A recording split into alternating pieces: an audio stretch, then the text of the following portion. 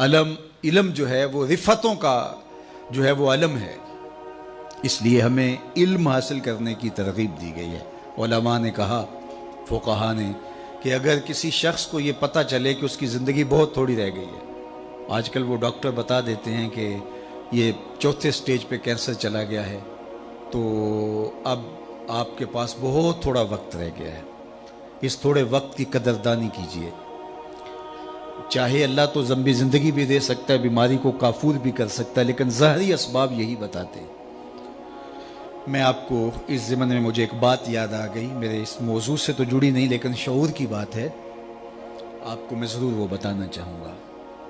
ہمارے شہر کے ایک صاحب تھے، انہیں ڈاکٹر نے بتایا کہ آپ کی بیماری اس نوعیت پہ ہے کہ اللہ چاہے تو آپ برس ہا برس جئیں، لیکن جو ظاہری اسباب ہے وہ یہی بتا رہے ہیں کہ کوئی 1-1.25 مہینہ آپ کی زندگی ہے، تو آپ جائیں اور جا کے جو ہے وہ حقوق اللہ، حقوق العباد، ان کی تلافی کیجئے، ذکر فکر میں وقت گزاریے۔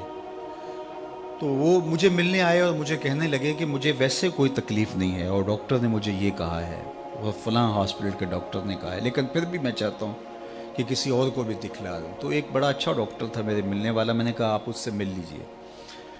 تو انہوں نے مجھے فون کیا کہ جو حضرت آپ کے بھیجے ہوئے تھے تو وہ بالکل ایسی ہی پوزیشن ہے، کوئی 1-8 ماہ کے مہمان ہیں، تو باقی انہیں تکلیف ہو تو داخل بھی کیا جا سکتا ہے، لیکن کوئی تکلیف وہ کہتے ہیں مجھے نہیں ہے، تو ٹھیک ہے وہ اپنی زندگی گزاریں اور اللہ اللہ کریں، ذکر فکر میں لگے۔ تو وہ بعد میں میرے پاس آئے، مجھے کہنے لگے ڈاکٹر نے مجھے یہ کہا، تو میں نے کہا میری بھی ان سے یہی بات ہوئی ہے، تو میں نے کہا ٹھیک ہے، یہ آپ کے پاس اللہ آپ کو لمبی زندگی دے، ہم دعا کرتے ہیں، لیکن یہ بڑا قیمتی وقت ہے۔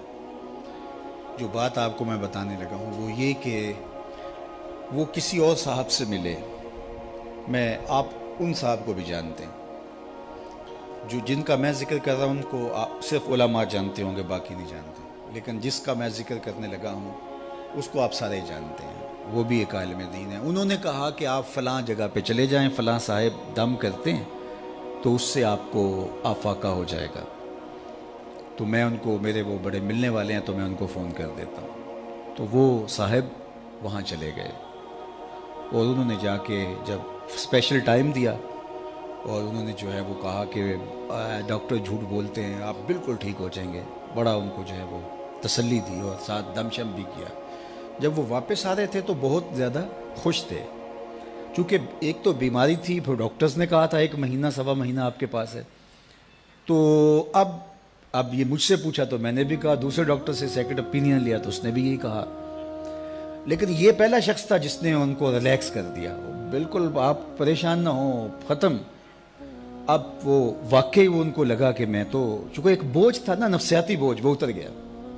وہ گئے تو وہ پورے 8 دن جس نے مصلی بچھا کے اللہ اللہ کرنی تھی وہ اس کی تعریف کرتا رہا، کتنا اچھا ہے، کتنا فیض ہے، اتنا ہجوم تھا، پورے 8 دن بعد پھر حاضری تھی، پھر گیا اور پھر کہا کیا کیسا ہے، انہوں نے کہا جو بڑا فرق ہے، انہوں نے کہا آپ بالکل ٹھیک ہو جائیں گے، پھر دوسرا دم ڈال دیا۔ تو اگلے 8 دن بھی وہ اس کی تعریف کرتے رہے، پھر اگلے ہفتے گئے، چوتھے ہفتے واپس آ رہے تھے، راہ والی طبیعت خراب ہوئی، پھر ان کا انتقال ہو گیا۔ تو مجھے خبر ملی اور مجھے سارا واقعہ کسی نے سنایا، تو میں نے کہا اس ظالم نے 1 مہینے اس شخص نے جو اللہ کا ذکر کرنا تھا وہ چھین لیا اس سے، اس نے جو مصلی بچھا کے جو ہے وہ اللہ سے لو لگانی تھی وہ چھین لی۔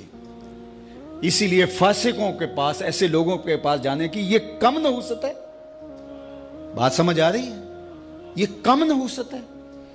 اور اس نے جو حقوق العباد کی تلافی کرنی تھی، ظاہر زندگی گزری ہے، کوئی کسی سے سختی تلخ بات ہو جاتی ہے تو کسی سے جا کہنا تھا میاں میں تو مہمان ہوں مجھے معافی دے دے، تو وہ حق بھی سچ لیا۔ وہ پورا مہینہ سویر سے شام تک، وہ جمعہ بھی پڑھاتے تھے وہ صاحب، میں نام نہیں لیتا، تو جمعے میں بھی انہوں نے تذکرہ کیا کہ وہ بڑا فیض ہے یار، مجھے تو بڑا فائدہ ہو گیا۔ ہوا کیا کہ وہ نفسیاتی بوجھ اتر گیا، اور ہوا وہ جو ڈاکٹر نے بتایا تھا، تو وہ اس سے اللہ کا ذکر چھین لیا۔ یہ بڑی باریک چال ہوتی ہے، تو اس سے ہمیں پناہ بھی مانگنی چاہیے۔ ایک صاحب تھے وہ عیسائی ہو گئے ایک زمانے میں، اور تھے وہ امام مسجد. تو وہ تقسیم ہند سے پہلے کی بات ہے اور وہ سیالکوٹ کا علاقہ تھا. تو کچھ علماء علاقے کے گئے, جا کے اس کو کہا کہ یار ہمیں بتاؤ نا کیا ہوا, کون سی دلیل تمہیں اچھی لگی اور تم نے اسلام چھوڑ دیا. تو اس نے کہا کہ میں ایک دن فجر کی نماز پڑھانے کے لیے آیا, سخت جھاڑے کا موسم, تو زمانے میں وہ ہیٹر شیٹر تو مسجدوں میں ہوتے نہیں تھے, تو بڑی مشکل سے وضو کیا تھا, کنویں پہ جا کے پانی نکالا, وضو کیا, اور میں جو ہے وہ ٹیک لگائے ایسے تھا تو میری آنکھ لگ گئی, ادھر اقامت ہو گئی. تو اب اگر میں وضو کرنے جاؤں تو ویسے نفس بھی نہیں مان رہا تھا اور نمازیوں کا اپنا پریشر ہوتا ہے, تو میں اٹھا اور نماز پڑھا دی. لیکن میرے دل میں بڑا ڈر لگا کہ میں نے مصلی رسول کی توہین کی ہے تو میرے اوپر کوئی عذاب آئے گا. لیکن سارا دن گزر گیا, کوئی عذاب نہیں آیا. پھر اگلے دن, اس سے اگلے دن, پھر آہستہ آہستہ میرا یہ معمول ہونے لگا کہ میں ایسی نماز پڑھا دیتا. ایک دن میں جنابت سے تھا اور میں ہمت کر لی اور مصلی پہ کھڑا ہو گیا اور نماز پڑھا دی. لیکن آج میں ڈرا کہ آج کوئی قہر کی بجلی ٹوٹے گی اور آج میرے اوپر عذاب آئے گا. لیکن سارا دن گزر گیا. شام میں نے فیصلہ کیا اسلام دین ہی سچا نہیں ہے, تو میں نے اسلام چھوڑ دیا.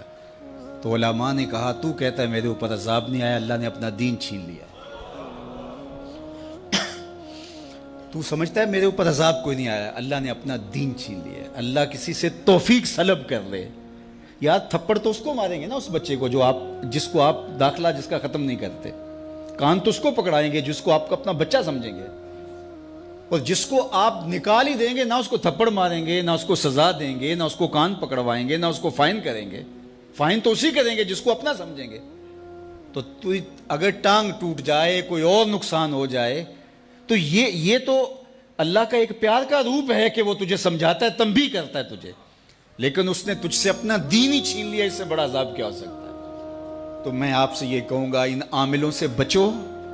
اتنی باریک چالیں ہیں ان کی. اور اب ہوا کیا کہ ان کے اوپر ایک نفسیاتی بوجھ تو تھا کہ 1 مہینہ میری زندگی ہے, تو اس نے وہ اتار پھینکا, کچھ نہیں ہوگا آپ کو. تیرے پاس کیا دلیل ہے کہ کچھ نہیں ہوگا؟ تو جو ہے وہ اس کا وہ بھی, اور اس کا جو مہینہ تھا اللہ کے ساتھ لو لگانے کا, وہ اس فاسق فاجر اس عامل کی تعریف میں گزر گیا. حتیٰ کہ وہ درمیان میں جو 3-4 خطبات جمعہ آئے اس کے اندر بھی جو ہے وہ اس کا ذکر چلتا رہا. تو اب یہ دیکھیے کہ یہ جہالت جو ہے وہ کہاں تک جاتی ہے. تو بات کر رہا تھا کہ شعور کا نور اللہ تعالیٰ عطا فرمائے تو پھر منزل آگے بڑھتی ہے. تو اگر آپ مجھے اسلام کا دوسرا نام پوچھیں تو اسلام کا دوسرا نام دین علم ہے. اللہ کے محبوب علیہ السلام نے احد کے موقع پہ جب 70 صحابہ شہید ہوئے تھے, تو اس وقت جب تدفین کا مرحلہ آیا تو حضور پوچھتے تھے کس کے سینے میں قرآن کی آیتیں زیادہ ہیں, اس کو آگے دفن کیا جاتا تھا. یعنی دنیا میں بھی وہ آگے اور دین میں بھی وہ آگے. ڈاکٹر غلام جیلانی برق نے اپنی کتاب میں لکھا کہ کسی جگہ پہ کوئی تقریب تھی, تو جو آگے والی رو تھی کرسیوں پہ کہ وہاں ڈی ایس پی صاحب کو, وہاں اس طرح کے عہدیداروں کو جو منصبدار ہیں, انتظامی امور کے ماہر جو ہیں وہ بڑے, ان کو بٹھایا گیا. اور پیچھے والی جو ہے وہ رو تھی, وہاں ٹیچرز کو, ہیڈ ماسٹر, پروفیسر وغیرہ کو بٹھایا گیا. تو وہاں سے جو واپس آئے تو انہوں نے جو ہے وہ اپنی کتاب میں اس کا ایک ذکر کیا ہے. تو وہ کہتے ہیں کہ یہ قوم آگے نہیں بڑھ سکتی, یہ قوم آگے نہیں بڑھ سکتی. کیوں نہیں آگے بڑھ سکتی؟ کہا کہ ایک پروفیسر کو دوسری رو میں بٹھایا جائے اور دوسری جانب جو ہے وہ ایک انتظامی سربراہ کو آگے بٹھایا جائے تو یہ قوم کیسے آگے وہ اس پہ رو رہے تھے. اور آج جو ہاہاکار مچی ہوئی ہے, اللہ اکبر, وہ مسجد کے اندر ٹیسٹ لے رہا ہوتا ہے جاہل مولوی صاحب کا کہ مولوی صاحب رکھنے اور 4-5 جاہل بیٹھے ہوتے ہیں, وہ ٹیسٹ لے رہے ہوتے ہیں. تو وہ اگر خودکشی جائز ہو تو خودکشی مولوی صاحب کو کر لینی چاہیے, لیکن یہ شریعت جائز قرار نہیں دیتی ہے.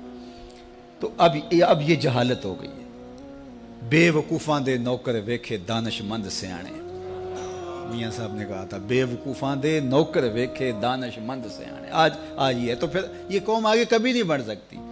2 کو 2 سے ضرب دے تو حاصل ضرب 4 آتا ہے, یہ اللہ کا ضابطہ ہے, کبھی ہو ہی نہیں سکتا. یہ ٹکرے مارنے والی بات ہے, کبھی ہم اس سے امید لگا کے بیٹھتے ہیں, کبھی اس سے امید لگا کے بیٹھتے ہیں, کچھ بھی نہیں ہونے والا. تعمیر ہو جس سے آدم کی, یہ وہ گل ہی نہیں, اس مٹی سے کچھ نہیں نکلنے والا. جب تک ہم علم کی طرف نہیں آئیں گے, علم کی تکریم نہیں ہوگی، علم کی عزت نہیں ہوگی، علماء تیار نہیں ہوں گے، اور عصری دینی تکوینی ہر طرح کے فنی علوم، سب طرح کے علوم جب تک نہیں سیکھیں گے کبھی بھی ہماری تقدیر نہیں بدل سکتی. یہ بات طے شدہ ہے، 2 ضرب 2 کے حاصل ضرب کی طرح ہے، اس میں کوئی دوسری رائے نہیں ہے. ہم احمقوں کی جنت میں رہتے ہیں کہ ہم سمجھتے ہیں کہ شاید ہم ایسے ہو جائیں ایسے ہو جائیں، شارٹ کٹ سے کچھ نہیں ہوتا. جن قوموں نے آج عروج پایا ہے ان کی تاریخ پڑھ لیں، ایسا ہی ہوا ہے. تنے بزدہ سے بیزار ہے حق، خدائے زندہ زندوں کا خدا ہے. ایسا کبھی نہیں ہوگا کہ ہم ہاتھ پہ ہاتھ دھر کے بیٹھے اور علم کی آماج گاہیں اجڑ جائیں اور جاہلوں کو ہم جو ہیں وہ مناصب کے اوپر بٹھا دیں تو ہم سمجھیں کہ ہم جو ہے وہ ترقی پا جائیں. کبھی بھی نہیں ہو سکتا.